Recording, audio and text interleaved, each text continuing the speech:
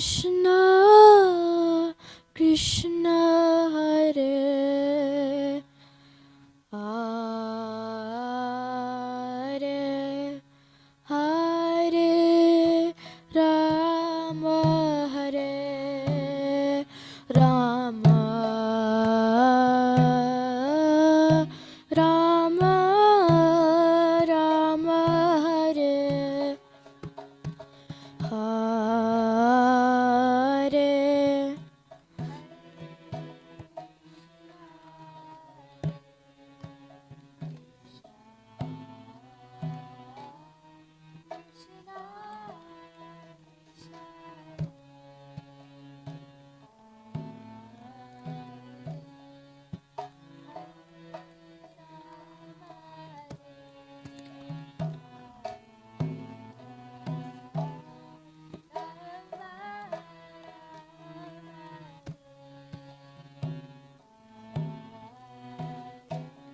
Hare Krishna, Hare Krishna,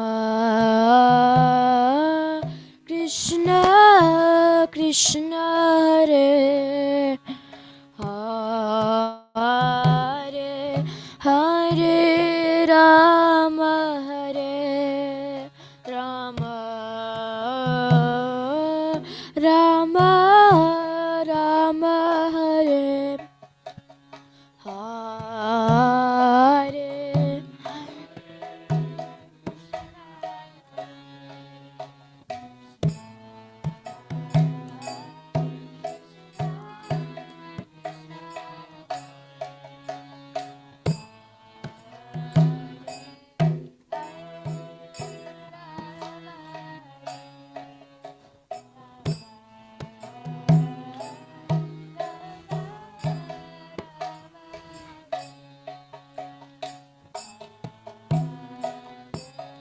Hare Krishna, Hare Krishna, Krishna Krishna, Hare Hare, Hare Rama, Hare Rama, Rama Rama, Hare Hare.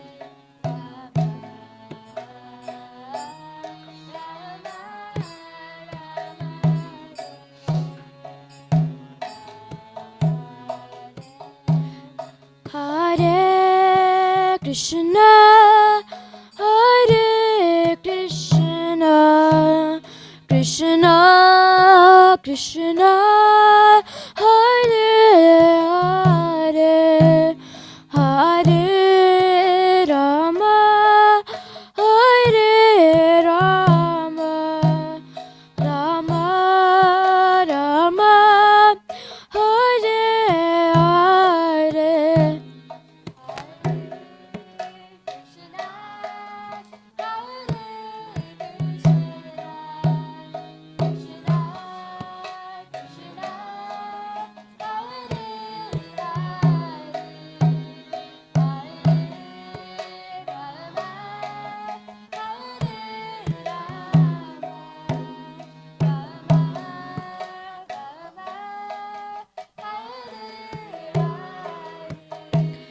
Hare Krishna, Hare Krishna, Krishna Krishna, Hare Hare, Hare Rama, Hare Rama, Rama Rama, Hare Hare.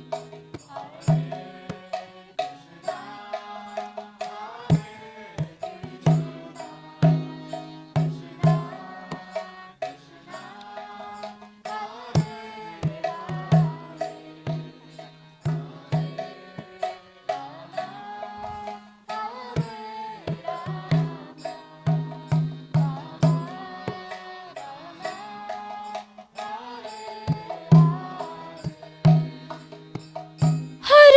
Krishna, Hare Krishna,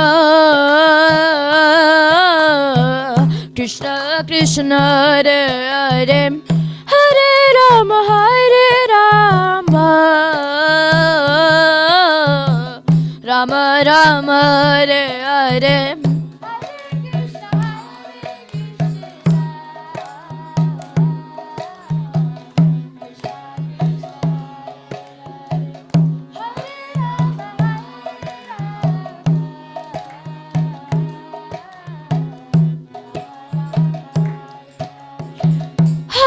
Krishna, Hare Krishna, Krishna Krishna, Hare Hare, Hare Rama, Hare Rama, Rama Rama, Hare Hare.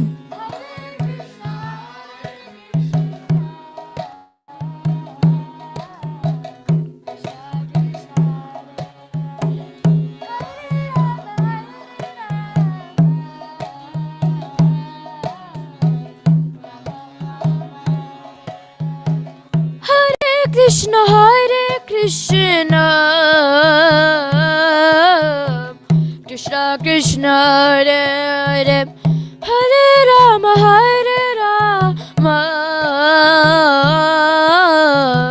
Rama Rama, Hare Hare.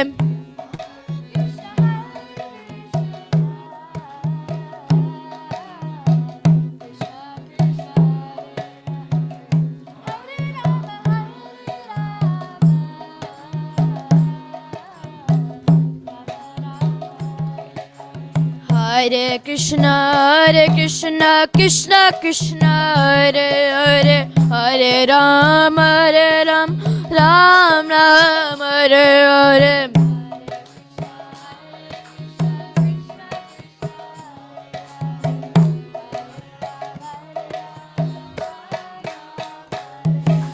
Hare Krishna, Krishna Krishna, Hare Hare, Hare Rama, Ram Ram, Hare Hare.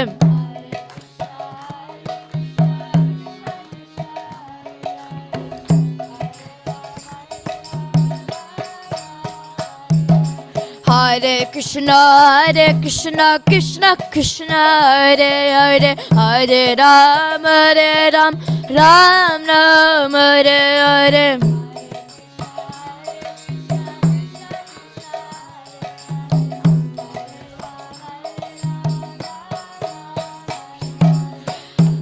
Krishna, Krishna Krishna, Hare Hare, Hare Rama, Rama Rama, Hare Hare.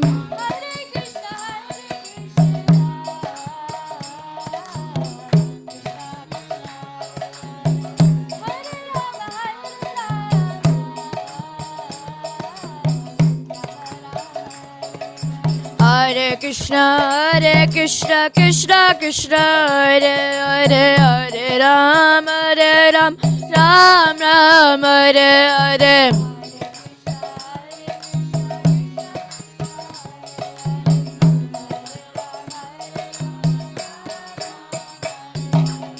Hare Krishna, Krishna Krishna, Hare Hare, Hare Rama, Rama Rama, Hare Hare.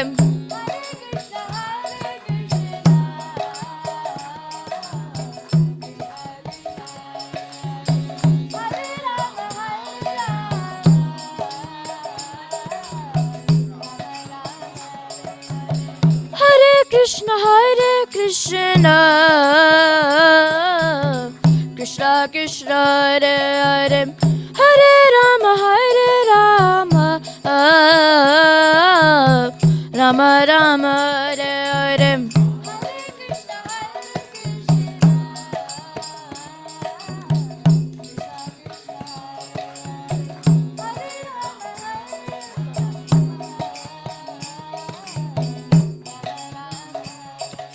Hare Krishna, Hare Krishna, Krishna Krishna, Hare Hare, Hare Ram, Ram Ram, Hare Hare.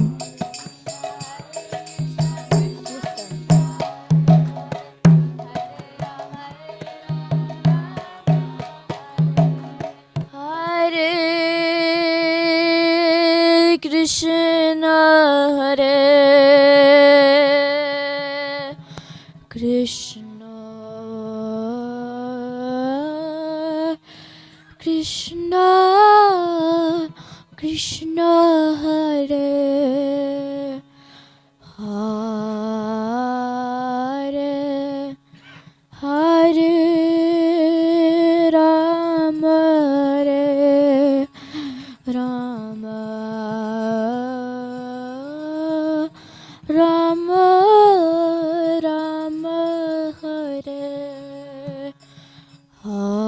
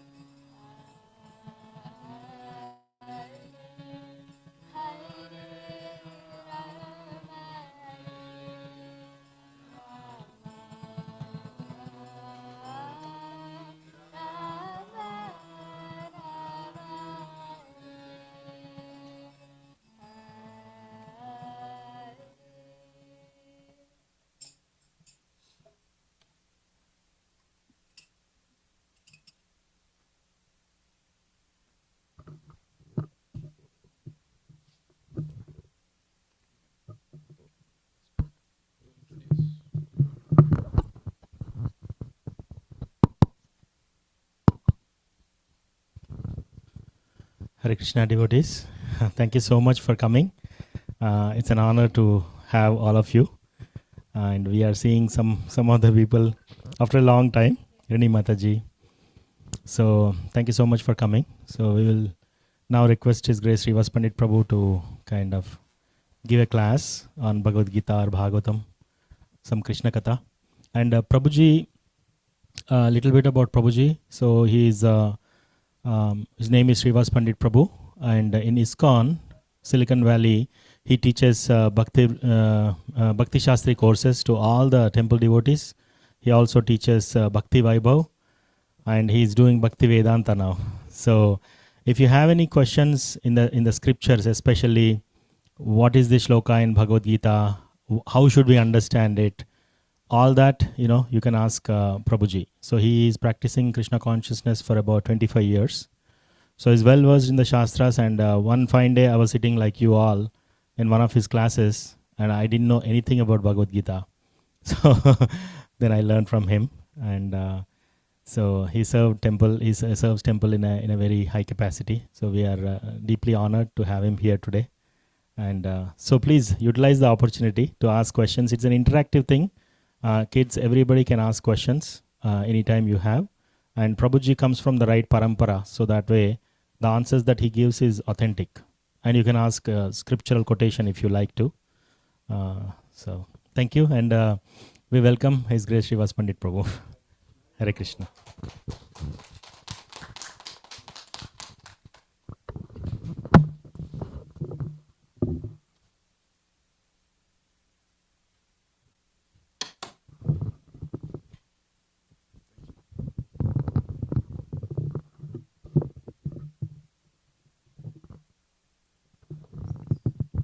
It's good. I think it's perfect.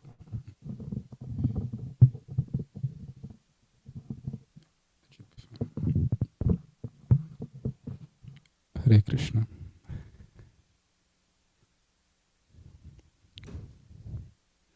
I opened the door. Sorry. I'm so grateful to our host today, Achyuta Kumar and Divya Kumari, Ashok and Divya, for opening the doors of their home and their heart so that we can discuss Krishna and Bhagavad Gita and Srimad Bhagavatam. The question you might be asking is why? What's the benefit and what's the purpose in listening to these messages? because each of you had many opportunities to do many things on a Friday evening, and Silicon Valley is full of possibilities. But yet you are here, so I'm deeply grateful. Before we start our class, usually I offer what is called Mangalacharan prayers. For those who have Bhagavad Gita, it's there on introduction, so you can look it up. And thank you, Achyuta Kumar Prabhu. If you can give me also my bag. Thank you. Thank you. But those are the introduction Mangalacharan prayers, and we can get started. Om Ajnanatimirandasya Jnananjana Shalakaya Chakshurun Militam Yena Tasmai Shri Guruve Namaha. Shri Chaitanya Manobhishtam Stapitam Yena Bhutale Swayam Rupa Kadamahyam Dadati Swapadantikam Vandeham Shri Guroho Shri Yutapadakamalam Shri Gurun Vaishnavamscha Shri Rupam Sagrajatam Sahagana Raghunathanvitam Tvam Sajivam Sadvaitam Savadhutam Parijana Sahitam Krishna Chaitanya Devam Shri Radha Krishna Padan Sahagana Lalita Shri Vishakhanvitamscha. He Krishna Karuna Sindho Deenabandho Jagatpate Gopesha Gopika Kanta Radha Kanta Namostute Tapta Kanchana Gaurangi Radhe Vrindavaneshwari Vrishabhanu Sute Devi Pranamami Hari Priye Vancha Kalpatarubhayascha Kripa Sindhubhya Evacha Patitanam Pavanebhyo Vaishnavebhyo Namo Namaha. Jai Shri Krishna Chaitanya Prabhu Nityananda Shri Advaita Gadadhara Srivas Gaura Bhakta Vrinda. Hare Krishna Krishna Krishna Hare Hare Hare Rama Rama Rama Hare Hare. Hare Krishna. Hare Go. Hare Krishna. Hare Krishna. So happy to see you all. Hare Krishna.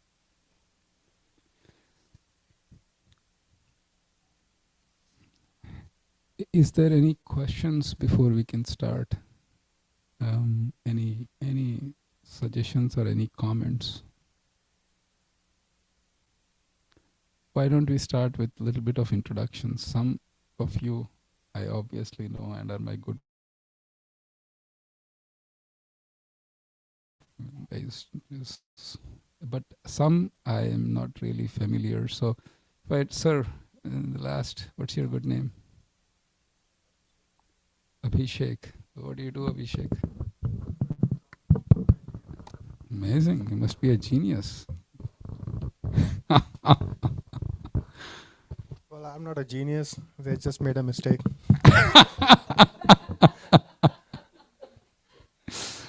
Geniuses do make mistakes sometimes. That's true. And of course, I know Simi Mataji, I know Sushil. Your good name, sir? Hare Krishna. I am Rahul Prabhu. Rahul. I stay near to ISKCON temple. So I work in VMware as software engineer. Nice. Thank you. It's nice. And I know you, but please, you can introduce yourself again a little bit. Hare Krishna Prabhu.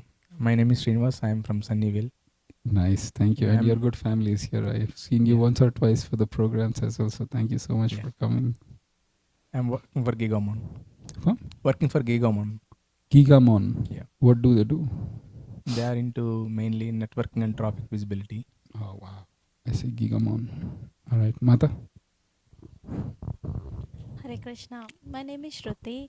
Shruti? Yeah, this is the first time I'm here. I stay in Sunnyvale too, and I work in cybersecurity. So Wow.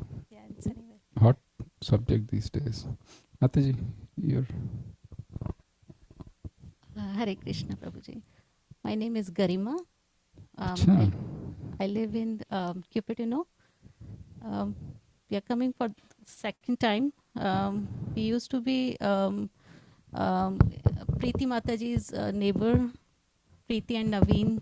Oh, yeah, I know them. Yeah. So yeah, They are in India came. right now? Or they are here? They are here. They are here. Acha. Yeah. Very nice. Thank you. And of course, I know these. Why don't you introduce yourself? It's okay. Please give it to them. Hare Krishna, my name is Nirman. I'm 10 years old and I work at school.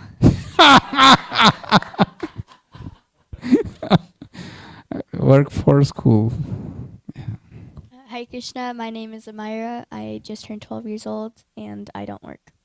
You don't need to work, Amira. Thank you for your kirtan, both Arman and Amira.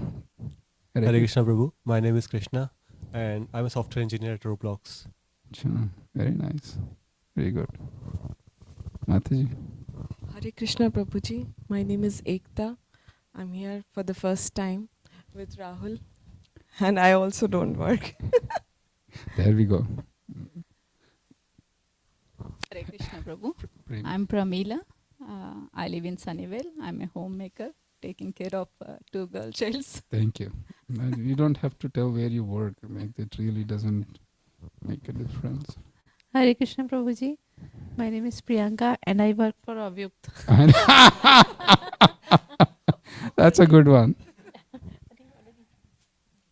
Hare Krishna. My name is Dipali. I am materialistically a management consultant for a consulting company. Otherwise, I'm a mother and a wife. Yeah. A good wife. And that is, she is the mother of Arman and Amira. So, yes. Okay. Suchindra Prabhu, you didn't introduce yourself. And then, of course, and then where is Simi? Oh, there she is. Let's do it. You know, in the name of, and then there is Praveen as well. You have to introduce. Hare Krishna Prabhuji. Danvat Pranam to all devotees. I'm Sanjeev. And he's a very successful corporate person and very humble. Yeah, Prabhuji is humble. Simi Mataji. Hare Krishna. I'm Simi and I'm an art teacher. And they have 3 beautiful children who are all grown up. And yeah. So and Rini is fine. Rini, why don't you just introduce on behalf of Sushil as well? Okay, I'm Sushil and that's my wife Rini. And we are venturing out after a long COVID break. So excited to be back. Yeah, likewise. And then Praveen, please. He does the booth setup every time. When I venture out of the house, I know that Praveen is there. It's a great relief for me. Hare Krishna, my name is Praveen. I work for Rivian. Thank you. Rivian, yes. All right. So, anybody needs to be introduced? The Bhumika Mataji, just you can do it.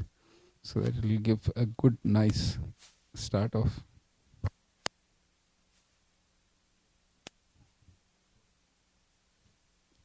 And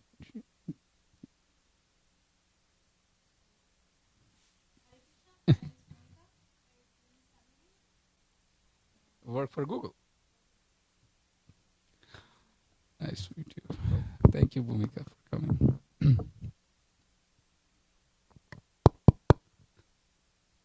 The purpose of life is to be happy. Is that a fair statement?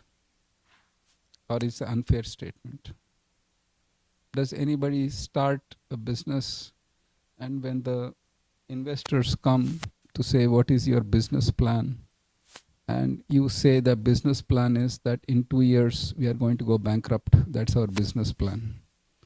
Nobody will invest money if you have that kind of plan. Everybody starts off with being the next Google or whatever, Amazon or Facebook. And the whole purpose of existence of everyone is happiness and love. It might seem outdated concepts in the modern Silicon Valley, where everything is so rush, everything is so data driven and just numbers.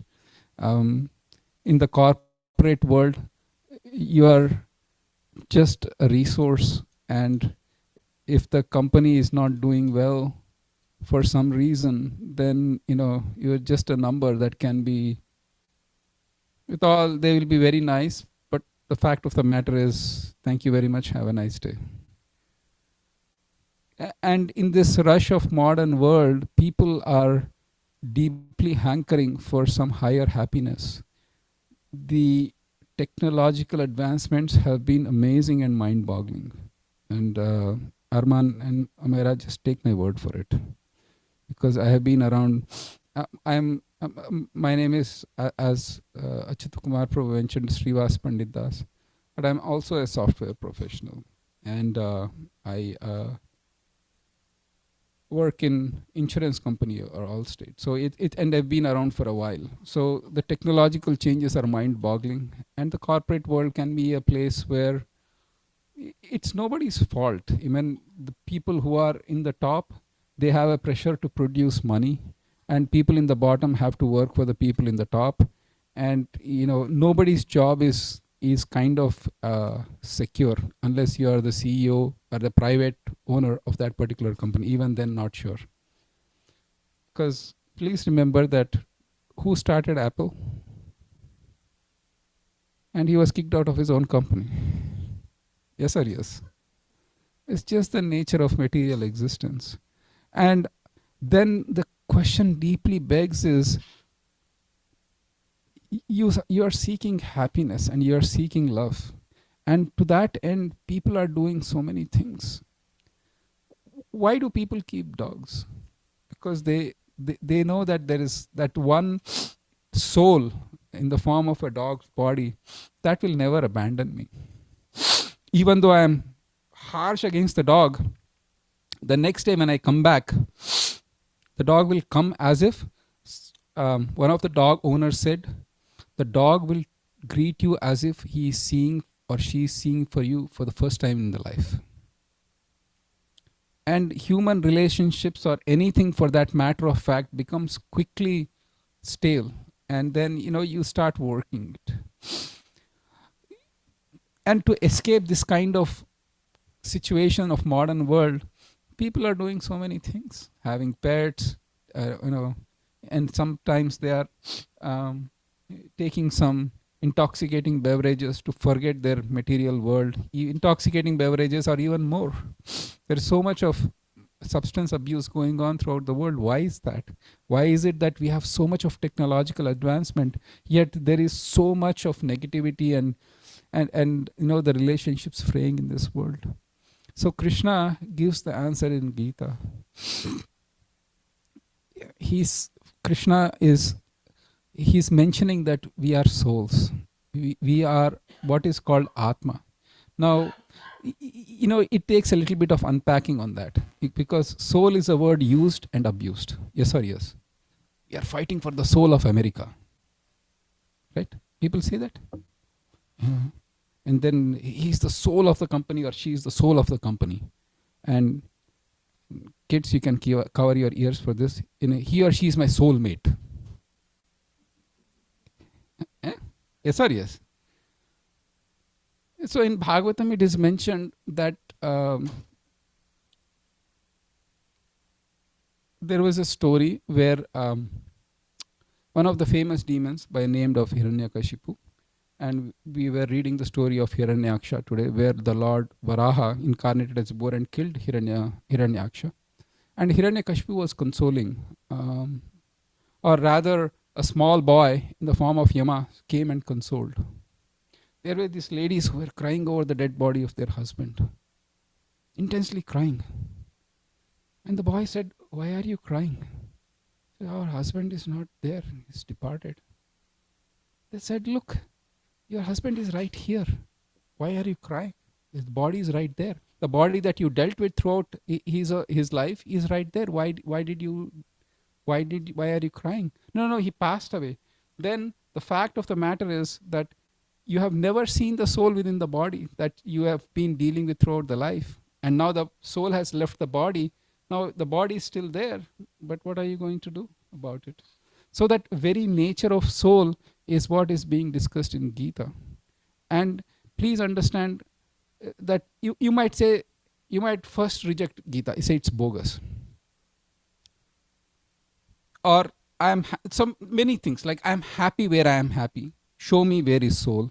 Or this concept is all mythological, induced to create fear in the body and so on and so forth.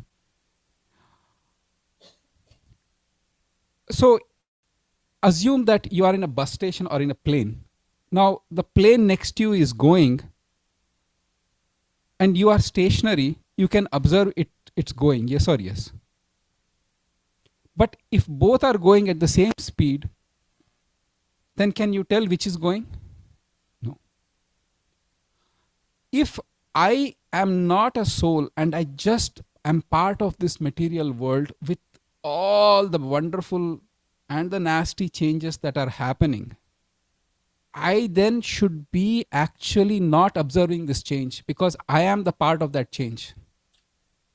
The very fact that I am able to observe the world is changing, which means I am distinct from this world that's changing. Am I making logic with my thing? And you can see that observation is happening within the body.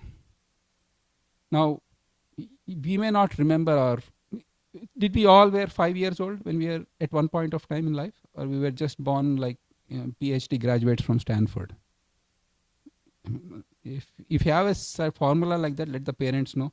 So much of anxiety is relieved. I mean, no college funds, nothing.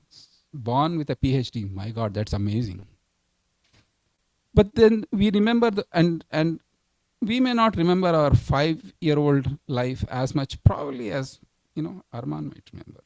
Because he's 10, and now he remembers at least few of the incidents when he was 5. His parents might remember more vividly, but that's a different story.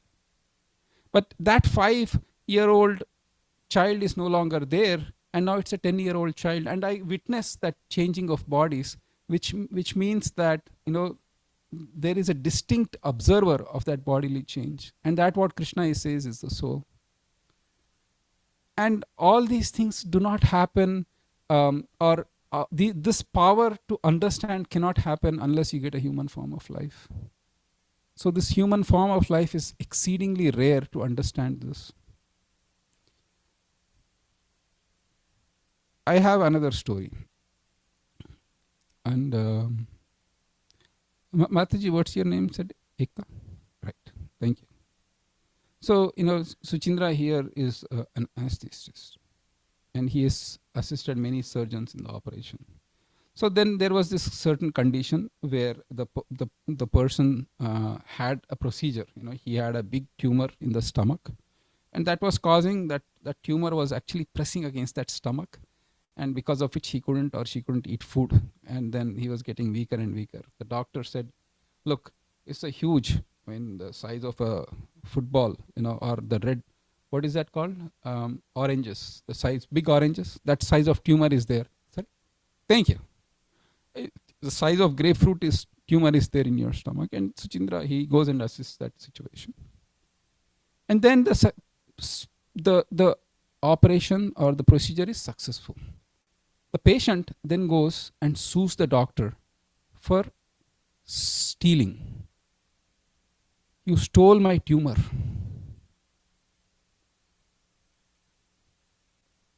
In technical sense, that is true. Because what did you do with my tumor?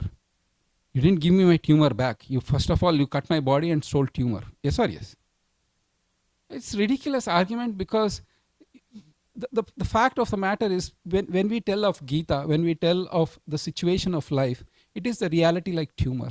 And people are suffering, but they don't know why they are suffering. And when you are told that, this is the cause of your problem, you'll be grateful to the person rather than saying that, you disturbed my life by taking out my tumor. But tumor was causing problem. So in Bhagavad Gita, Krishna is waking up Arjuna. Arjuna was going through a depression. He's waking up. He's saying that you are lamenting for something that you shouldn't lament.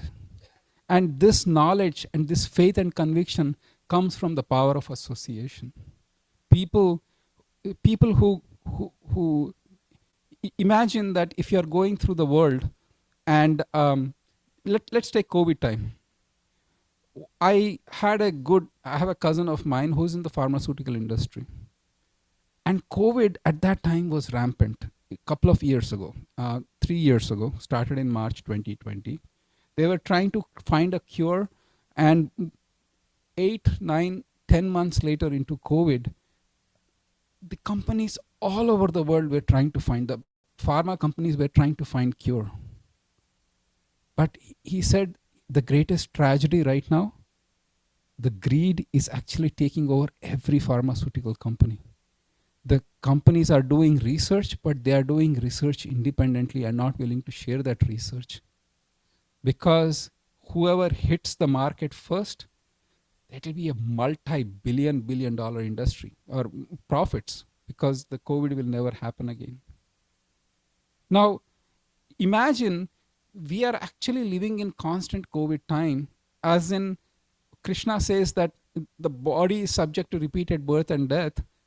For people who can selflessly share this information, it's like finding vaccine to this material world or material existence. Otherwise, this material world is full of fear, constant fear.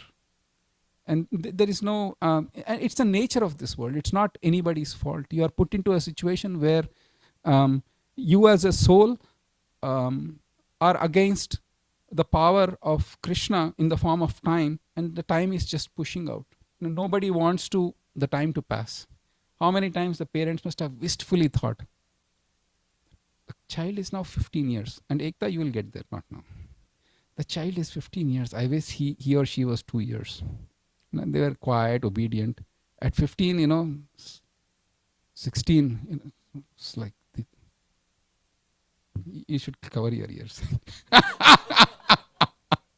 But it's not your fault. It's the change will happen.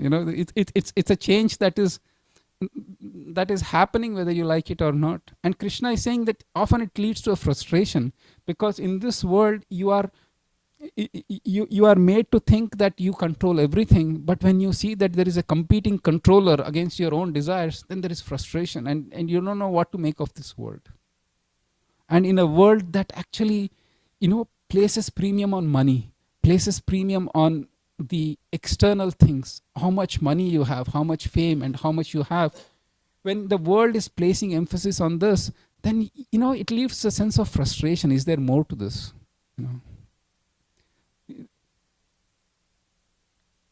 So far, so good. Do you have questions? Do you have comments? Please, let's make it really interactive. Yes, Rahul.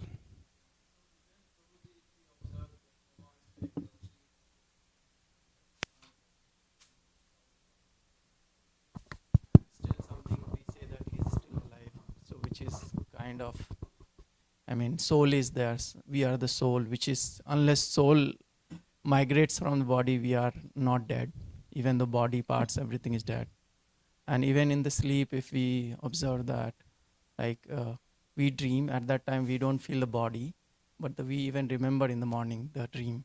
So what was it? That soul took some conceptual body, which means that this body itself is not us. One of the point. Beautiful. That's amazing. You are very spiritually advanced, Rahul. Very nice. Very nice. That's a practical demonstration of the fact that you can disassociate yourself with the body. Yeah. Nice. More questions. Yeah. So one of the question I have is if you could share your advancement, which helps us convince us that we are on the right path. sometimes whether you have seen Krishna, I mean, so all the this, I mean, you got the Dibya Drishti, which makes you see, because you're practicing from so long time, and all the maybe all the these things, right? Kam, Krodh, Lobh, Moh, everything is gone with the name chanting, and then you are in the state. So that's an excellent question. When I come to there, I will let you know. But right now, I am pretty, far away from that. I am still Baddha Jiva, struggling with this material world. Kam, Krodh, Lobh, far from being gone. They have taken a permanent residency. They have a green card in my heart. And I'm being, but here is the thing. Then the point is, then the question you will ask is, you are a useless fellow. For 25 years you've been practicing, still you didn't happen. But then, what are you wasting time? But please understand that even the slightest, a little bit of taste in the association of devotees to hear about Krishna actually is A, really pleasing to the heart, and B, it's a very powerful cleanser. Rahul, one should understand that I have been taking births since time immemorial.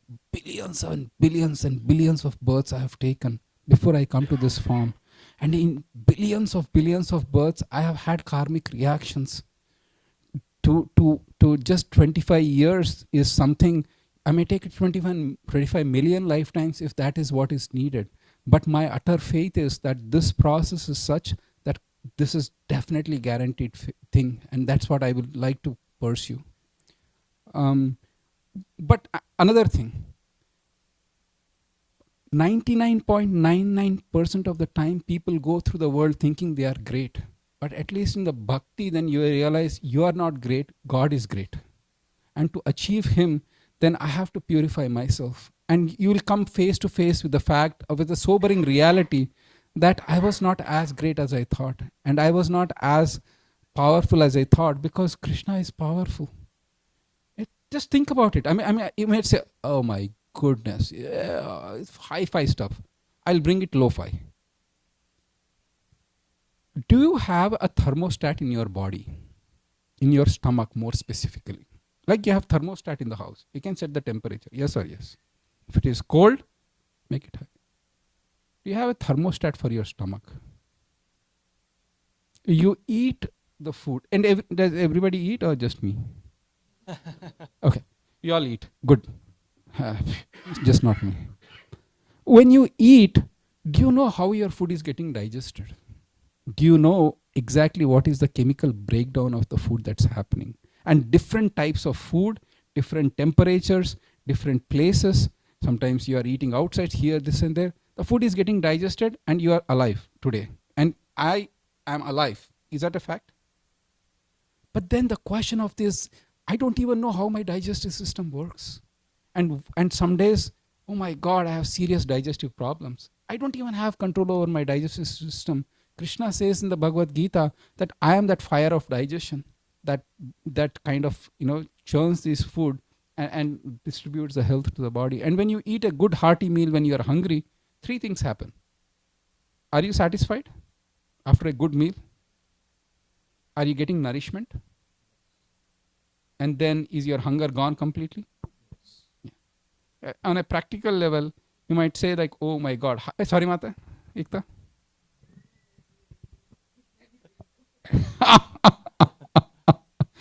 Yeah, I mean, so I think hopefully today you get that feeling, because actually one of the practices is that food, when it is offered to God, actually it becomes really nourishing to the soul as well. More often than not in the modern world, and unfortunate modern world, where people are working from home, even more dangerous, because I don't have control on when I can eat or I can change it. The modern day diseases are happening because of the quality of food and also the timing when we eat. Our body is not just a dumping machine where you can dump anytime. When you are young, when you are Armand's or Amira's age, then probably you can eat chocolate all day long. Again, cover your ears, kid. I didn't mean it. I'm not planning to get it. I'm giving an example. You can eat. And Ekta will like never come. What a horrible class. They said Bhagavad Gita class, and then they talk of chocolate. But at that age, they can eat most of the times. Even then, even in US and other places, there is childhood obesity on the rise as well. It's not a trivial thing. But Krishna is saying in Gita, he's talking about foods, the type of foods you can eat, the type of when you should eat, and what is the quality of food for proper healthy lifestyle. So Gita is as much practical and as much spiritually enlightening. So eating on time, please, if you can, please do it. Tell your employers that this time to this time I have to eat. Otherwise I won't be productive. If you want to be less productive, then book meetings between 12 and 1. This is insane. So Rahul, when I get there, I will tell you everything. But I'll tell you one small secret if that's okay. Please. People who have the bhav never tell, and people who have no bhav tell all the time. Just a small secret. I mean, and I'm not making the. We have 6 Goswamis of Vrindavan. They were actually having such visions of Krishna. I'll tell you a story from the Goswamis. That Sanatan Goswami was the eldest, the most venerable of all the Goswamis, and his brother was Rupa Goswami. Now, for those who are not familiar with the term who these 6 Goswamis were, Sri Chaitanya Mahaprabhu was an incarnation of Godhead whose appearance day we are going to celebrate on Monday. And he had 6 disciples, 6, 5, it's a controversial thing. But 6 of the main disciples of them were Sanatan Goswami and Rupa Goswami. Now, they were actually on the level of secretary or cabinet positions in the president. They were on the level of secretary positions for the president of United States. And they gave up their vast treasury and big palaces, and they retired to Vrindavan on the order of Sri Chaitanya Mahaprabhu. And their renunciation was so extreme that they would actually just have a small dhoti up till the knees and then a cloth to cover on the top. That's it. And every night they would be under a different tree, and whatever they could get by begging, they would actually eat. One day, Sanatan Goswami, he saw kheer being offered to the Lord, and there was this transcendental desire in his heart to have a little bit of kheer because it was a luxury. And please understand, there are stories is that they would go for begging, and the chapatis that they would get, Sanatan Goswami would get, he would offer to his deity Madan Mohan. And Madan Mohan actually called him and said, he spoke to Sanatan Goswami. He said, "You are giving me chapati with nothing." Achyuta Kumar and Divya Kumari, they will call you for the grand feast tonight. What you get is only chapati, nothing else. Hot chapatis, and even hot, not even hot, cold. Because, hey, they were begging. So whatever was available, they would give. And Madan Mohan said, "At least give me a little salt with the chapati to go with." You know what Sanatan Goswami said? "I am a fakir, I am a mendicant, I am begging. Today you are asking for salt, tomorrow you will ask for sweet. Where will I get? Please accept whatever you have." And Madan Mohan said, "Thank you." So Sanatan Goswami, he had this transcendental desire that he wanted to have kheer. And Rupa Goswami, it was Rupa Goswami who said, "I want to make some kheer for my brother Sanatan Goswami." As he was thinking, a beautiful young girl came. She was like extremely beautiful village girl. She came, "Baba, here is some rice, here is some milk, here is some sugar, and all the ingredients for kheer. Please take it and go." And Rupa Goswami was so thrilled that, this is amazing. This girl came and gave me all the ingredients. And he, out of extreme joy, he cooked this beautiful kheer. And he went and gave it to his elder brother Sanatana. And they were having this kheer. And Sanatana said, where did you get these ingredients to make this kheer? And then Rupa Goswami said that, I was meditating on making some kheer for you. And then this beautiful girl came and she gave these ingredients and she left. And after that, Sanatana Goswami said that that is Radharani who came to give you these ingredients. And they were lamenting. Our dearmost Radharani came and she gave us the ingredients. And instead of we serving her, she is serving us. What misfortune. And Rahul must be thinking, this guy is maybe very hungry. So he's off tangent, speaking all nonsense. Baiki baatein kar raha hai. But the reason is that they actually saw Radharani, but it is mentioned they were acting as if, where is Krishna, where is Radha? We want to meet them. So they were in that mood.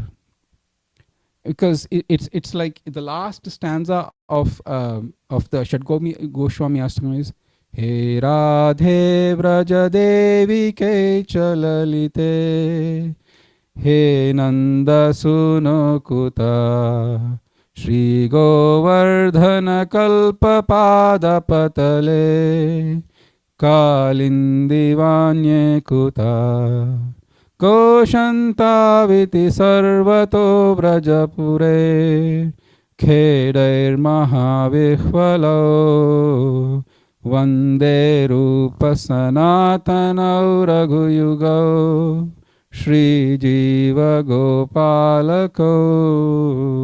The song, the meaning of this song is that they were crying out, where is Radha, where is Krishna? Are they in the bank of Yamuna? Are they at the base of Govardhan? Where are they? And they, in that time they would spend. So those who know, they never tell. And those who have no clue, they say they know. So just to give you a simple indication of in spiritual life. It's a very, very confidential realization that one has. So I will leave it at that. And even if one has, one doesn't tell for the sake of cheap publicity or adoration as well. It's just... Anyways, sorry. I'm disappointing you with my answer, but this is the best answer I can give. And this is the safest answer I can give for myself and yourself. Thank you. Seriously. There's another thing that happened. Srila Prabhupada was in Jhansi. He was, for those who are unfamiliar with our founder Acharya, His Divine Grace, A.C. Bhaktivedanta Swami Srila Prabhupada, whose picture is right there. Here is, below is His Holiness Radhanath Swami, and then on the top is the revered spiritual master of our spiritual master, His Holiness Radhanath Maharaj, His Divine Grace, A.C. Bhaktivedanta Swami Srila Prabhupada. He came to US at the age of 69 in 1965 with exactly $7 in his pocket. No contacts. No clue of what he should go, where he should approach, how should he... But he came on the order of his spiritual master, his Bhakti Siddhanta Saraswati Thakur. And within a short time, he was able to spread this mission all over the world. And he went back to India. One day he was in Jhansi. And in Jhansi, as Prabhupada was chanting, there came this man out of nowhere. He started crying, he started rolling on the ground, he started showing all ecstatic symptoms of love of Godhead. And for those who are unfamiliar, we'll talk later. And Prabhupada, he looked at that person, trying to grab Srila Prabhupada's attention by showing how, his ecstasies were manifesting. Prabhupada looked at him and just with a disgust, he just turned away and then started chanting. So again, I'll tell for the last time, for your own and my good. Those who experience this, don't tell. And those who have no experience, they try to show off. Yeah. But then how do you know what you know? We'll know when you get there. And I'll tell you what the reason for this. The power of association of saintly people will help you realize your spiritual nature. Yes or yes? You need some light. And Krishna says in the Bhagavad Gita, Tadviddhi pranipatena pariprashnena sevaya. Upadekshanti te jnanam jnanina sattva darshana. He says that if you want to know the truth, just approach a spiritual master. You render service unto him and ask him questions, and the spiritual master will reveal the truth. But once the truth is revealed, the soul has the capacity to illuminate itself. There is no question of a third party saying you are a self-realized. The soul, each of us are that Atma, and that inherent nature of the soul is to be self-realized. Soul can actually understand, but in the bodily conception you cannot understand. That therefore you need guidance to reach that platform. Once you reach that platform, then you know. Because in Paramatma Sandarbha, one of our books, there is 21 qualities of the soul. The soul is transcendental to material nature and so on and so forth. And one of the qualities is the soul is Swayam Prakasha, which means the soul is self-illuminated. The soul knows, but under the proper spiritual context. Just like if you have a wood, of course we don't do it in California these days anymore, but in the previous times there was a fireplace and people used to burn wood. Now, is there fire in the wood or not? Yes or no? I some are like not sure. No? The fire is there in the wood in the potential form. When a match is struck to the wood, then the fire comes out. Similarly, in the conditioned state, in the material world, we are like that wood.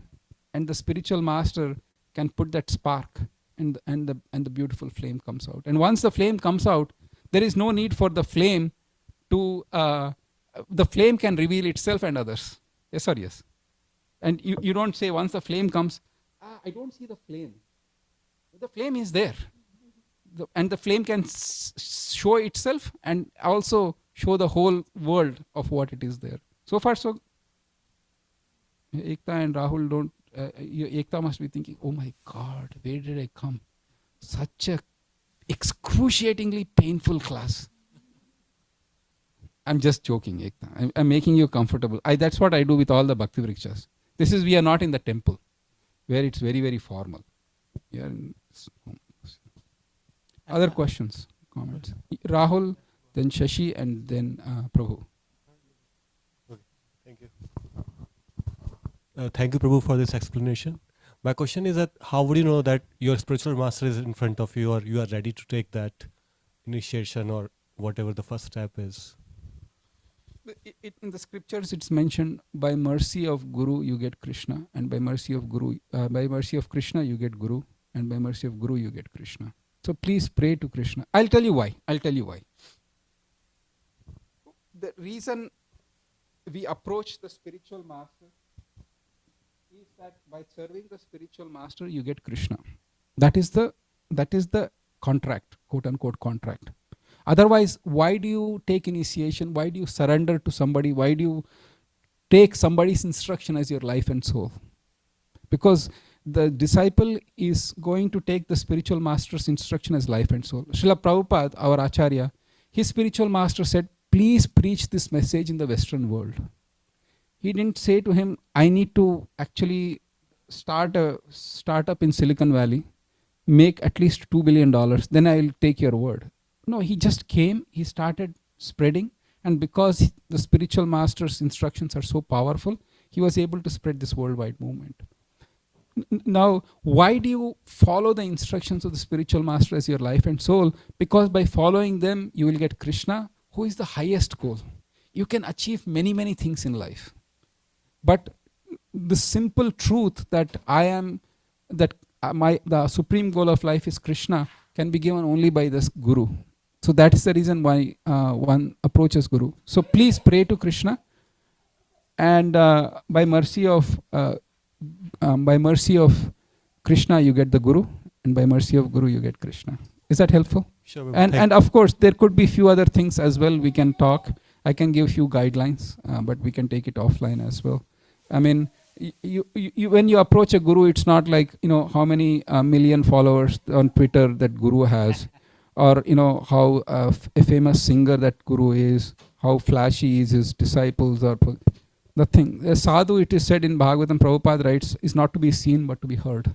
What is the message of the sadhu? And is that sadhu in good disciplic succession? Is that sadhu selfless? Just for your benefit. There are many, many criteria like that, but we can discuss more. Thank you. Hare Krishna, Prabhuji, Dhanvat Pranam. Prabhu, my question was regarding the example you were talking about wood, fire, and smoke. Like,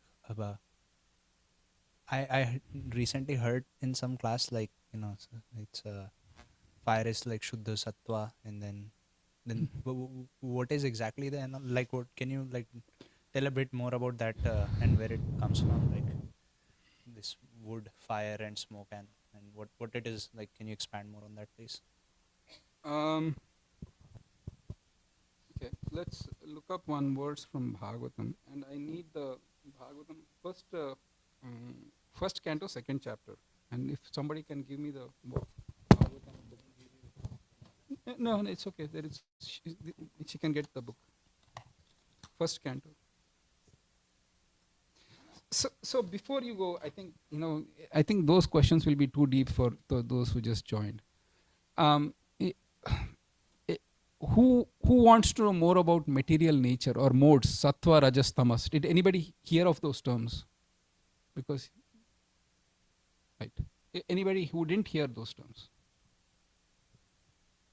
It's okay. There is no right or wrong answer. Thank you. It's no right or wrong answer. So sometimes, in mornings, usually you feel very calm, peaceful, right? In the afternoon, it's very like running, right? In the night, it's like, sorry. So in the morning, when it is calm and peaceful, the feeling you get is what is called sattva, or the mode of goodness. And rajas is mode of passion. People in rajas, they are after money, power, fame, working really hard day and night. And the food they eat is very spicy, dry, bland, excessive of everything, salt, pepper, chilies, everything. Like very, very spicy food. And their whole lifestyle is very passionate. For those who are in the goodness, the food they eat is some, little more sattvic. And then their whole mentality is little more, sattvic. And for those who are tamasic, they like to eat stale food, leftover from 4 days. It's almost going bad, but it's okay. And then intoxication, a lot of intoxication. So their mind is always in a very state of like madness, relaxation. Their whole thing is little different, perverted attitude. So the smoke, wood, and comparison is given in the second chapter of the first canto. We can just look up. Sattvam, rajas, it comes in the last. Yes. Okay, 24. Text 24. So is everybody ready to go on an adventure? This doesn't need a 4-wheel drive. Just it needs a 2-lip drive. 2 lips. Right, let's do that. Is everybody able to see the screen? Yes. Is everybody able to get access? Even if you don't see the screen, do you have? Okay. Kindly repeat after. Parthivad daruno dhumas tasmad agnistrayimayah tamasastu rajastasmad sattvam yad brahma darshanam parthivad daruno dhumas tasmad agnistrayimayah tamasastu rajastasmad sattvam yad brahma darshanam. Nihar, please, the translation, if you can.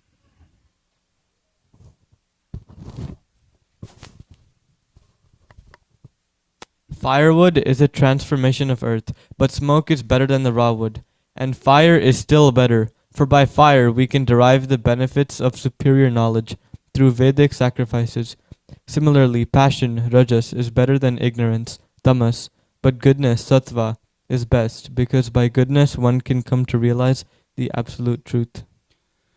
So if you don't understand this gradation, people will argue, what's wrong if I eat non-vegetarian? What is wrong if I drink? So if you don't have the spiritual goal, then everything seems okay. Why am I, not quote unquote enjoying life? But if you have a spiritual goal, then you will follow or avoid certain things that distract you from your spiritual life. Is that true? Right? Amira is giving her serious SAT exams, very, very serious. Will she eat food that makes her sleepy? Or will she eat too much at night so that she can't get up in the morning, go to SAT? She takes precautions. Now, if you are going to competing for gold medal at Olympics, and then volumes are written, yes or yes, about the preparation. Oh my God, that athlete was training every day. They woke up at 4 o'clock or 5 o'clock in the morning and they went to gym or swimming pool or weightlifting or whatever they did. They did so many hours of practice. They never partied. They never drank. They were just really focused on that. And look at them. The whole world will glorify. Yes or yes? I mean, if you go and ask the Olympic gold medal, what did you do for the training? I ate pizza for last 3-4 months and then slept for 8 hours, practiced for 30 minutes. And then even by chance that fellow or wins a gold medal, people will say, what useless this is a fluke fellow. Yes or yes? But if you do all those things, I say, oh my God, look at them. They glorify. Why? Because their intention was to win Olympic gold medal, not Olympic ticket entry to the spectator stadium, right? But then if our gold medal is Krishna, people say you are fools. My God, you are wasting your life. You are, you should have enjoyed your life. Now you are just wasting with this fanciful creature like Krishna. Well, for you it is fanciful, but for us that is our Olympic gold. And when Krishna says that you do this to achieve me, we'll do that to achieve. The Olympic gold medalist is following the strict standards of the IOC committee or whatever, and they have to behavior accordingly. Yes or yes? If you take some steroids, then you are given 3 gold medals instead of 1. You are kicked out of it. So you are following the exact same guidelines to achieve your objective and you are being glorified in the world. What's wrong with us when we know the supreme goal of life is Krishna? It's the exact same thing. We get up at 4 o'clock in the morning or whenever we need to get up, we need to do certain rounds and we need to do because our goal is Krishna and our goal is something that it's permanent. And Krishna says that once you achieve me, then you don't have to come back to this material world. Otherwise, you'll come back again and try for more gold Olympics, gold medals, but it's not going to give you satisfaction. I was watching a documentary by one of the gold medalists at the Olympics, and then they had their moments of supreme bliss and ecstasy and the excitement when they won the gold. But when they retired from the sport, they were in deep depression. Who am I truly? I've struggled throughout my life for this. Now, what's my identity? Now that I no longer am competing and winning gold, who am I actually? What's my identity? That X number of gold medals didn't give them satisfaction. And so in the power of association of the devotees, they can tell you this information that you are just struggling in vain. Yeah? Make sense? Questions, comments, concerns? It's 8:10. Yeah, I'll ask you. Hungry? Little bit? Little bit? Little bit, okay. Thank you, Amira. Just keep me real. That's all I ask. So before it becomes too much, right now it's the firewood is become smoke. Let's not make it into a blazing fire in the stomach. So before that we'll do. Other questions? Achyuta Kumar Prabhu. Yes.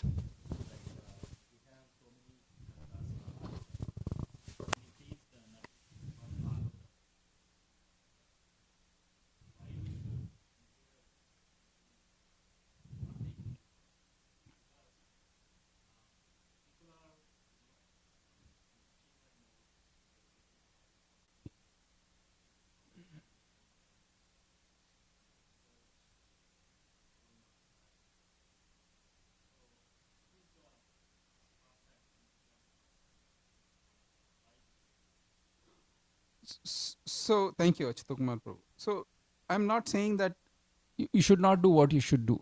What you should, you should stop doing what you're doing. For example, if you're, you just cannot say that I have went into a Bhagavad Gita class and then I realized that this world is an illusion. You go to the office or, again, cover your ears. You go to the school and set fire to the school. What is this? This is all material world. This is useless. Or set fire to the office. He's so happy. Dude, don't do. What is this illusion? This is all earth, water. I'm just nothing to do. That is not the purpose of reading Gita.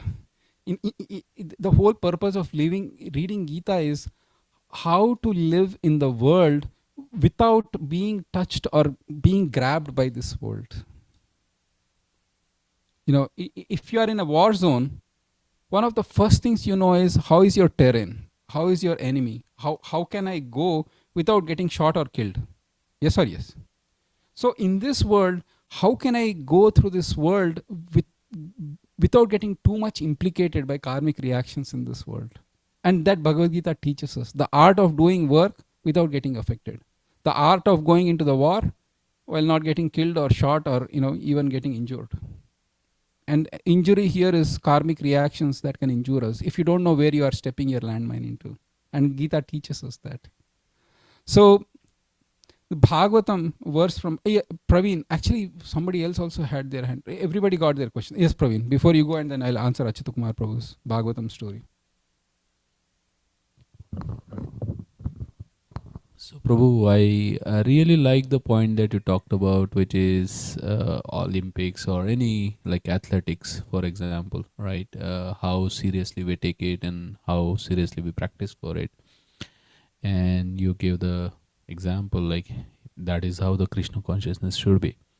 My question is, if you see all these other, like let's say accomplishment or potential accomplishments, right? There is like a lot of drive, right? In a lot of people's mind about like I want to do this, I want to be great runner, I want to be a marathoner, I want to be this or that, right? Cricketer or whatever, right?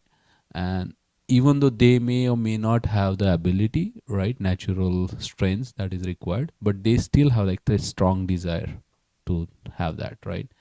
But why that is not reflected or like sort of replicated, not reflected, replicated in the case of Krishna consciousness, right? I mean, we may come from different, like let's say karma, background, baggage, whatever it is, right? But why that desire is not there? That strong desire. Okay. So he asked for Bhagavatam. Let's look up one verse from Bhagavatam.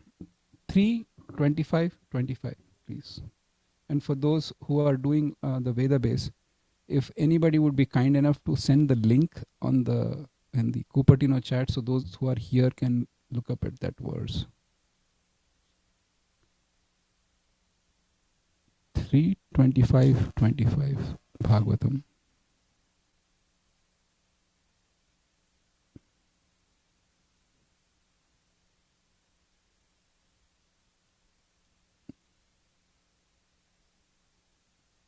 Who doesn't have access yet, you can raise your hand.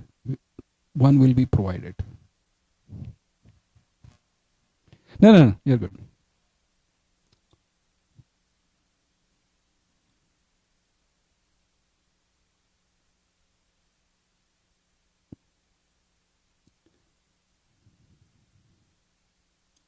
All right, everybody get it. All right, kindly repeat after me.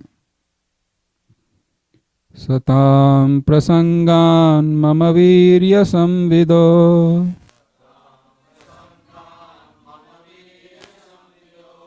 bhavanti hritkarna rasayana kataha tajjoshanada shvapavarga vartmani Shraddha ratir bhaktir anukramishyati. Satam prasangan mama virya samvido bhavanti hritkarna rasayana katha tajjoshanadashvapavargavartmani Shraddha ratir bhaktir anukramishati. Praveen, please take your own mic and please read the translation. In the association of pure devotees, discussion of the pastimes and activities of the Supreme Personality of Godhead is very pleasing and satisfying to the ear and the heart. By cultivating such knowledge, one gradually becomes advanced on the path of liberation, and therefore he is freed, and his attraction becomes fixed. Then real devotion and devotional service begin. Thank you. So the first thing of Olympic gold medal is to have faith in the gold medal, right? If you don't have the faith, that if you don't have any hope that you will ever win gold medal, are you going to do whatever I did? But then who is going to create that faith? And that is coming from sadhus who just say, who exhort by their own life and by their own conviction that, this is the goal. And this becomes really pleasing. Hearing the pastimes of Krishna is not like a mythology, time pass, armchair philosophy. It is touching to the soul, and you can feel it. For people who have been doing the path of bhakti, if there is nothing or there is nothing substantial, why would they do for 1 month, 1 year, let alone 25, 30 years or 50 years? My spiritual master, he got initiated in 1971 or 72. So it's been 52 years that he has been relentlessly talking about Krishna. If he had no joy of doing what he did, and he was born in Chicago in a Jewish family in 1960s. He had options to do many things all over the world, but he gave it up. And then there must be something that is he's spreading that joy to thousands of people, like Srila Prabhupada did by his preaching as well. So there must be something in this bhakti. Something must be there. Otherwise, why would people? And it's not like, employment in ISKCON means $1 million a month pay salary. And I promise you one thing, Achyuta Kumar Prabhu didn't give me speaking fees for coming here and speak for like this.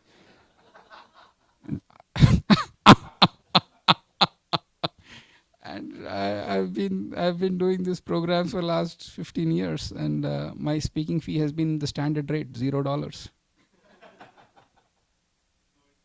No inflation. And actually I do charge the $0, and then inflation is 0 cents every time I go. So, but it's a joy just to speak about Krishna and to share this knowledge and to help. That becomes pleasing to the ears. And you can have so many other forums and discussions and so many other things, but it won't touch. And that's what Bhagavatam is saying. More questions, comments. I'll do one more verse just to kind of tell you the power of just hearing about Krishna. I think that's 12th canto, 4th or 5th chapter, and it's 55th verse. It starts with Tadeva Ramyam. You can, I think, Divya Kumari Devi, are you there? She might know the number on top of her head. Tadeva Ramyam, you know on top of your head, which is the verse number? 12th canto. It's okay. I'm sorry, I didn't mean to put you on spot. No. When we were reading Krishna book, she specifically asked me once. I was hoping she remembers. 12? Thank you. No, thank you. No, thank you. Sorry, I didn't mean to put you on spot. She was busy doing something. It's like, anyways. 12:50. Please pull it up. It's a beautiful verse. Beautiful verse. No, but everybody should get it right. Everybody, okay. Is everybody able to see it? All right. What's your name? Kartika. It's a beautiful name. Thank you, Kartika, for coming. All right. Shall we go on an adventure? Tulip Drive. All right. Tadeva ramyam ruchiram navam navam. Tadeva shashvan manaso mahotsavam. Tadeva shokarnava shoshanam nrinam. Yaduttama yashonugiyate.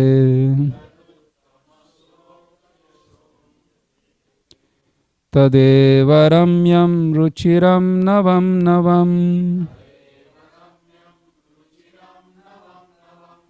Tadeva shashvan manaso mahotsavam. Tadeva shokarnava shoshanam nrinam. Yaduttama yashonugiyate.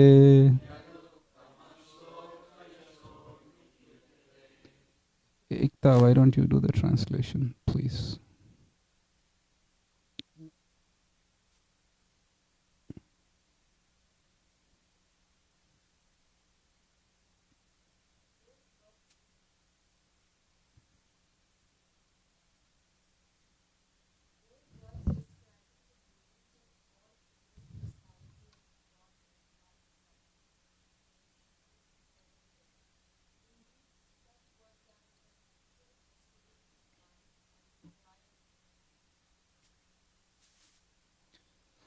As I said, we have been.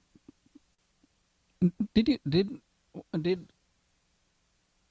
any of you ever cry throughout your life, or is just me?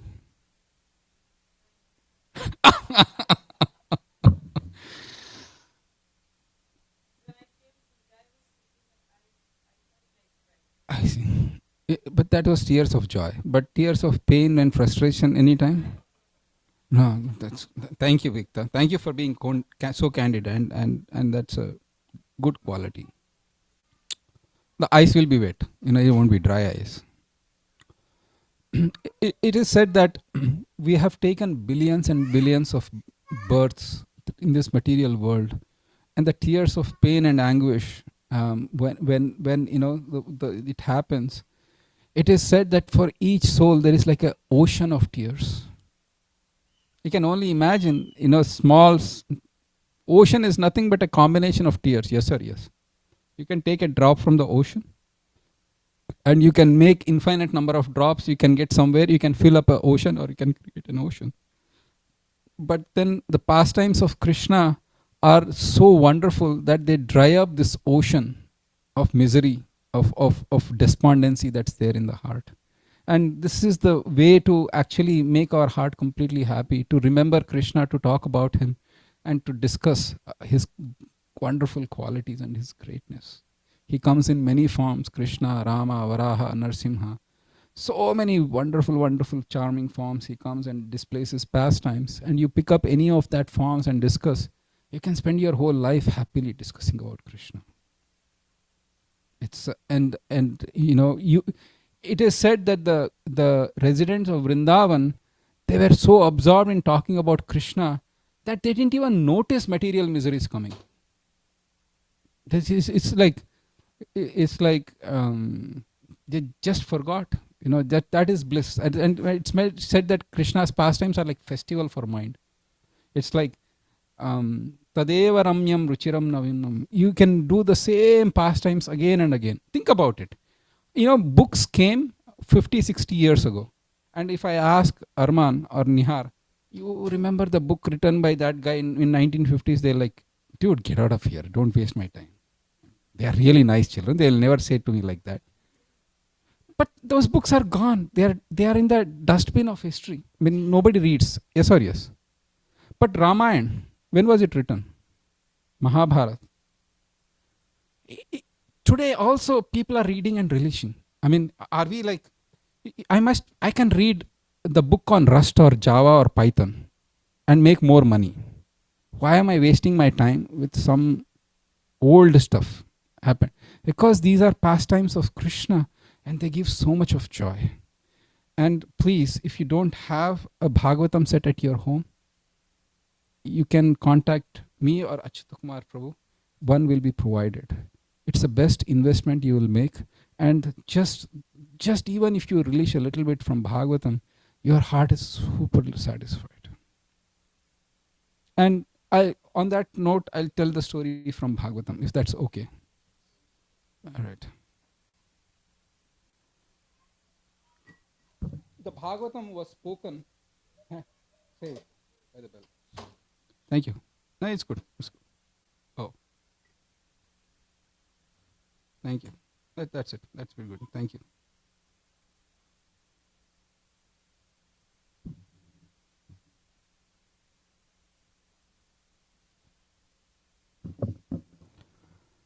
Does everybody know who's Arjuna from Gita? Who's his grandson? Who's his son? 16-year-old who was killed. And his son's son was? Now, Parikshit, he was the emperor of the entire world. He didn't have to worry about re-election campaign. In 4 years again, I don't know, with all due respect with the modern democracy system, they come, get elected to the office, and as soon as they get elected to office, they are worrying about how the next election is going to happen. How can I position my policies? How can I quote rich people who can campaign my funds next election? And more importantly, the midterm elections and this elections and that elections. In India, it is the state elections and I don't know when you will have time. Unless you are an exceptional leader like the present Indian Prime Minister, you will not even think of people. As soon as you come, you will start worrying about the next re-election campaign or your poll ratings. He didn't have to worry about anything of that because he was the emperor of lifetime. And then, the other problem people have is judiciary. I introduce a law, then the judiciary will say this is illegal against constitution. You can't do it. Yes or yes? The third thing is the Senate or the Congress. Your good name, sir? Karthik. The Senate or Congress. I introduce a bill, they will just say no vote, gone back. Yes or yes? Happens sometimes. Parikshit didn't have to deal with all of this. He was the judge, jury, and executioner. Kings in those days were so powerful that they could kill anybody and it would be accepted as right. But they were also extremely knowledgeable. Because if they kill the wrong person, then they are going to go to hell. It was a serious job as well. So Parikshit, one day he was going hunting in the forest and he came across a sage. The sage's name was Shamik. The sage was in deep meditation and trance. And please understand that the history of Parikshit Maharaj was glorious. When they were fighting the battle, when he was in the womb of his mother Uttara, Ashwathama actually released a Brahmastra weapon.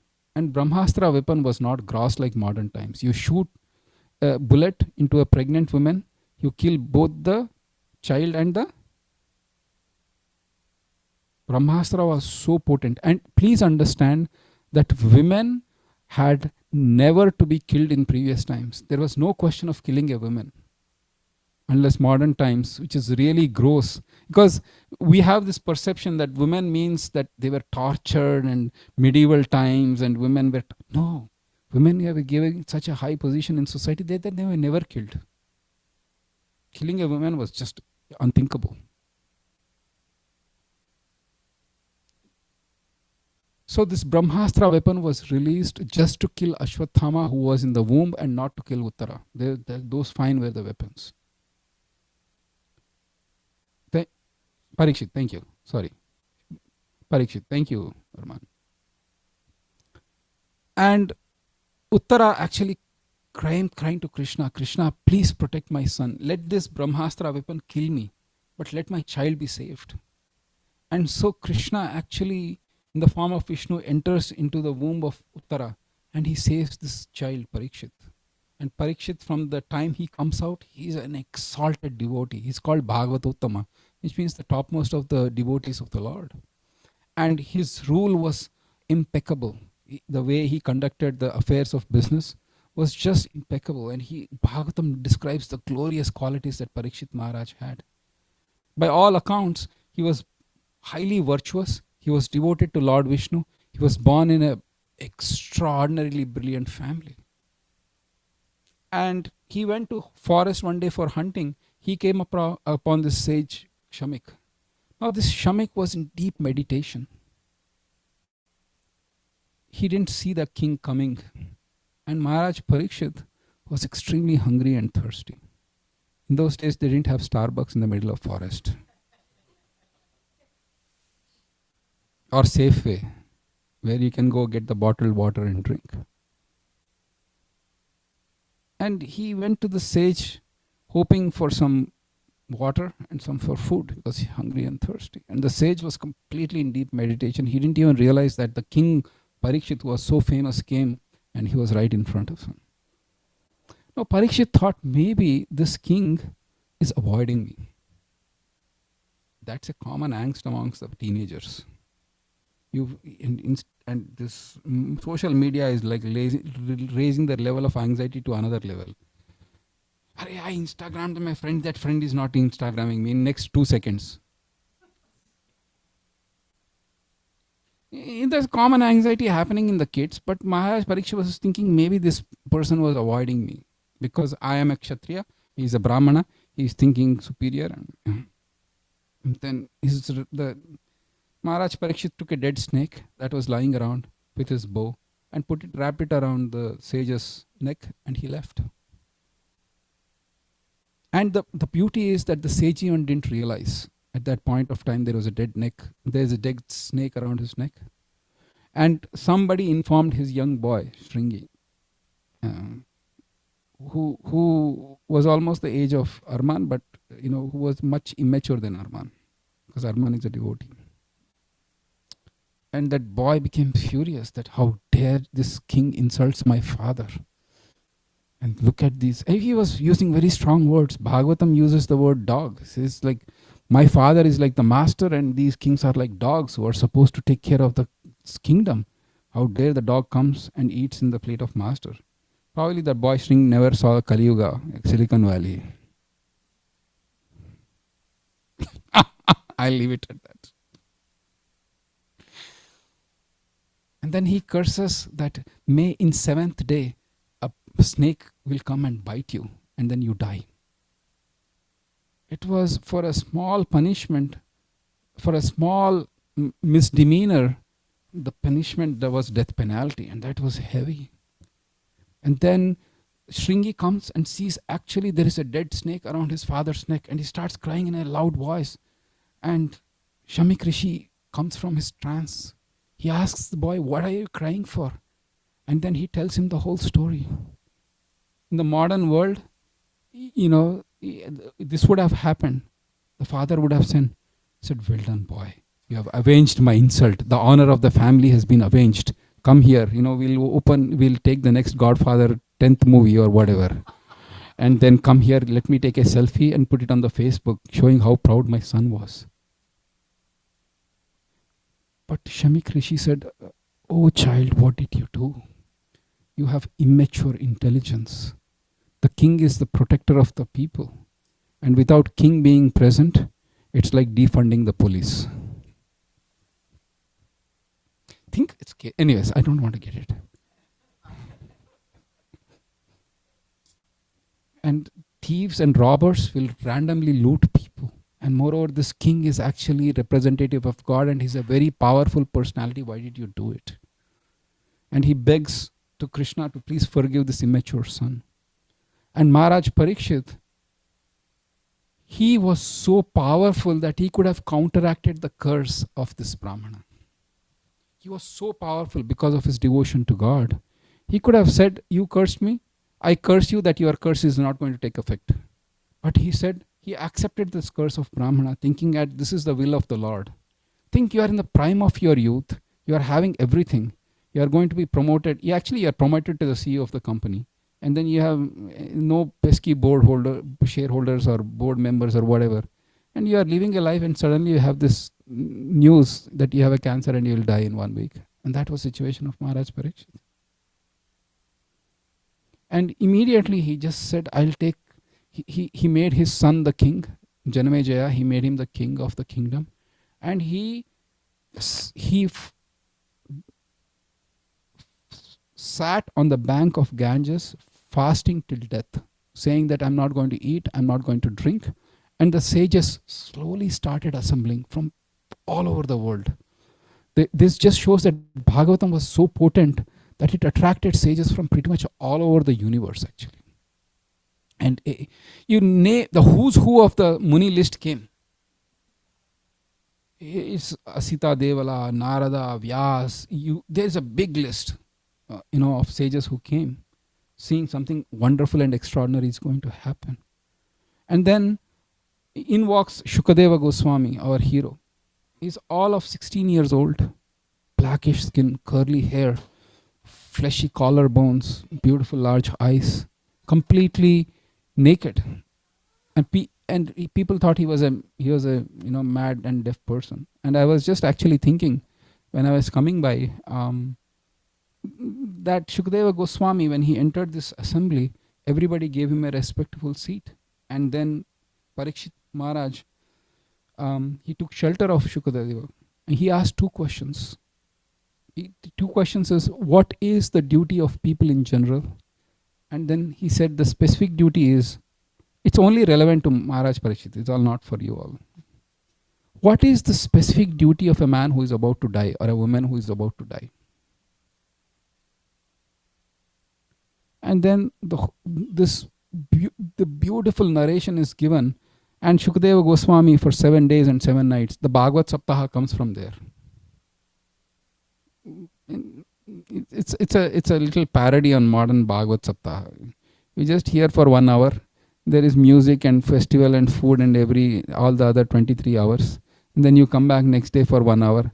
And the Pandit says okay, let's go jump into it. Okay, I'm still doing a little bit. Okay, let's jump into 10th canto. And then people are happy. I heard Ras Leela and everything is great. And they go back home in one time. Oh, Bhagavad Saptaha kiya maine. But Maharaj Parikshit heard Shukadeva Goswami for 7 days and 7 nights. And who was the caterer? No caterer, because there was no food. Who was the official water supplier? Nobody. Because no eating, no drinking for 7 days and 7 nights. He heard in rapt attention. And at the end of 10th canto, if you, right now, you are hearing me for 1.5 hours. You're like, when is the food going to come? Did this fellow gave the indication there is going to be 1 chapati for all of us, no salt?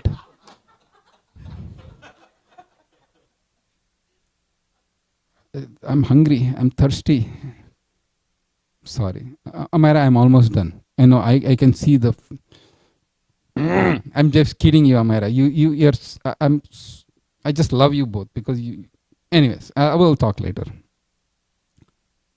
But for 7... when you are coming 1 day, 2 day, 3 day... 10th canto was, I believe, around 6th or 7th day, when practically you were not eating or sleeping. By this time, he should have said, okay, you know what, I know I have to die, but my favorite kulfi I wanted to eat before I die. And then there was the rasgulla that's being prepared. I can smell. No, Shukadeva said at the 10th canto, he said, the nectar of listening to Bhagavatam is so intense that I don't feel like eating or sleeping. I feel regenerated because the spiritual soul is attracted to pastimes of Krishna, the ecstatic personality. So it's just the joy of the soul that you listen when you read Bhagavatam. That's the reason why you should take up to Bhakti. Is that answering your question, Achyut Kumar Prabhu? Thank you. And it is a fact. If you read Krishna, about Krishna and his pastimes, your mind goes into a different direction and you will feel that peace and happiness. So if you don't have Bhagavatam, we can have. and we can have katha like this whenever we want. But now I am little worried about Amira, which I need to keep her happy. Amira, I'm just picking on you, my child. Don't take it seriously. Any final questions, comments, concerns? So, on a practical level, sorry. Yes, sir. Karthik.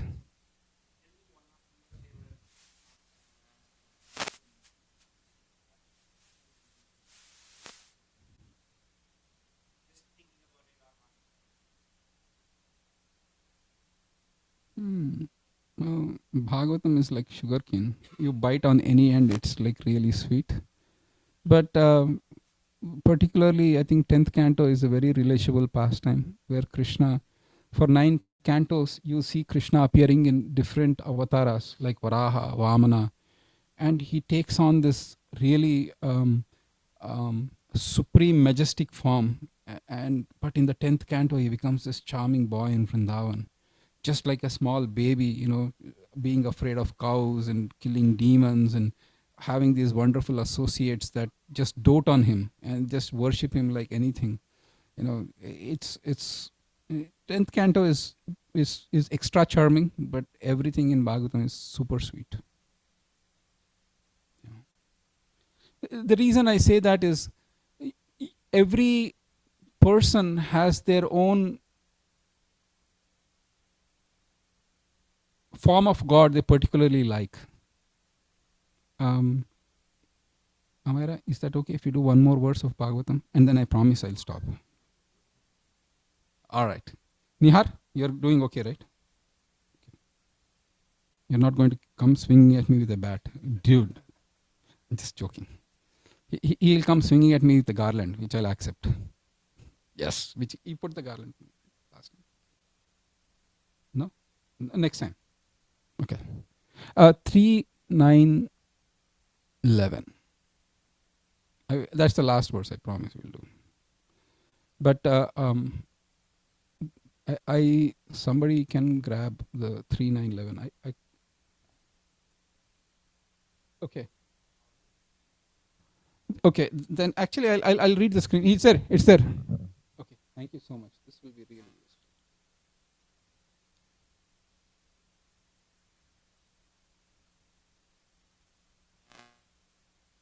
useful. Tvam bhakti yoga paribhavita hritsaroja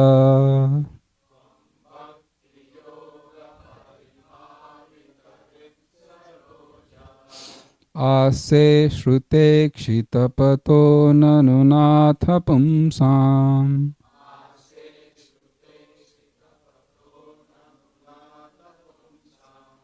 yadyadhiya tadurugaya vibhavayanti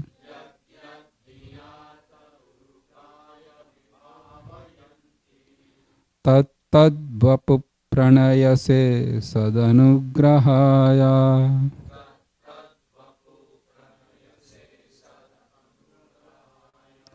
I'll do the translation for this, it's easier. O my Lord, your devotees can see you through the ears by the process of bona fide hearing, and thus their hearts become cleansed, and you take your seat there. You are so merciful to your devotees that you manifest yourself in the particular eternal form of transcendence in which they always think of you. So for Hanuman, his the way of his Lord was. That's it. That he always wanted to see that form of the Lord. And for Prahlad, it was always Nrsimhadev. So according to one's devotion, the Lord manifests. So while I like Karthik 10th canto, but some devotees who are whose Ishtadev is Nrsimhadev, they like 7th canto. So but please understand, it is the same Lord manifesting in different forms. So it is not different. The Lord is not divided up, and there is not a war of Vishnus. Hey, this Vishnu is better. No, this Vishnu is better. No, this Vishnu is better. Mine Vishnu is better. That is all. You get the idea, right? Yeah, but personally, I told you what I like. Yes.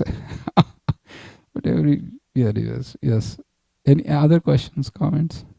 So we'll stop here. I'm so grateful. I'll just do like a minute kirtan, not more than that, and then we can have prasadam. Namam Vishnu Padaya Krishna Prasthaya Bhutale Srimate Bhakti Vedanta Swami Niti Namine Namaste Saraswati Deve Gauravani Pracharine Nirvishesha Shunyavadi Paschatya Deshatarine Jai Shri Krishna Chaitanya Prabhu Nityananda Shri Advaita Gadadhara Srivas Adi Gaura Bhakta Vrinda. Hare Krishna Hare Krishna Krishna Krishna Hare Hare Hare Rama Hare Rama Rama Rama Hare Hare.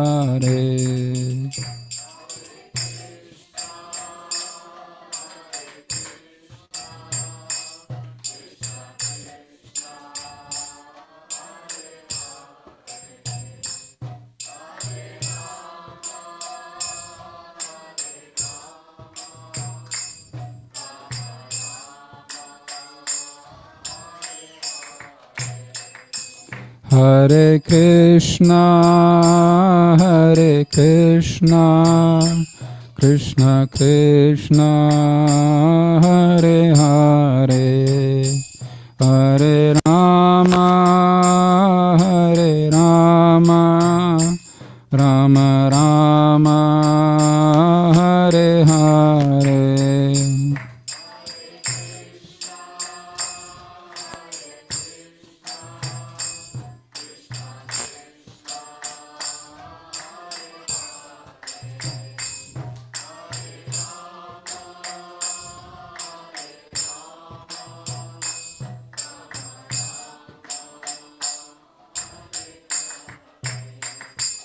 Hare Krishna, Hare Krishna, Krishna Krishna, Hare Hare, Hare Rama, Hare Rama, Rama Rama, Hare Hare.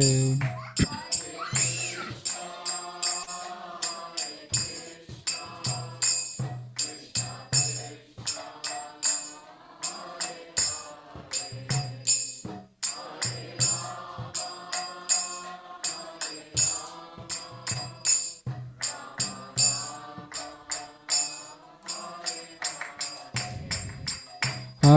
Krishna, Krishna Krishna, Hare Hare, Hare Ram, Ram Ram, Hare Hare.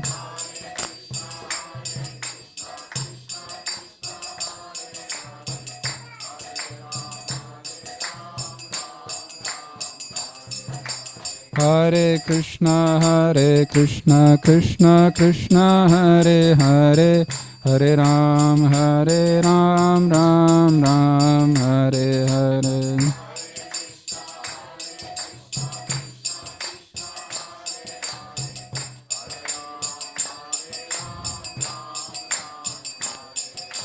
Hare Krishna, Krishna Krishna, Hare Hare, Hare Ram, Ram Ram, Hare Hare.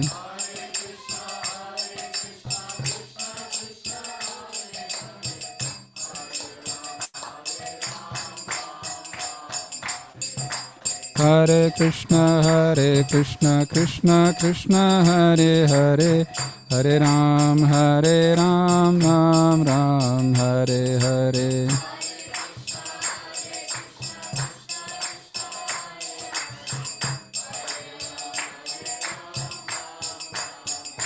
Jaya Prabhupada, Jaya Prabhupada, Prabhupada, Jaya Prabhupada.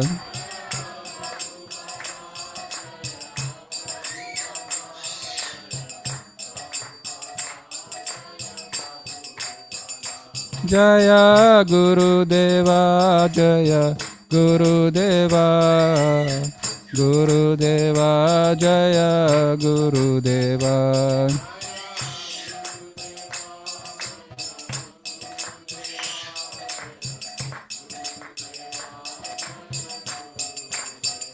Nittai Gaura Hari Bol, Hari Bol, Hari Bol, Nittai Gaura Hari Bol.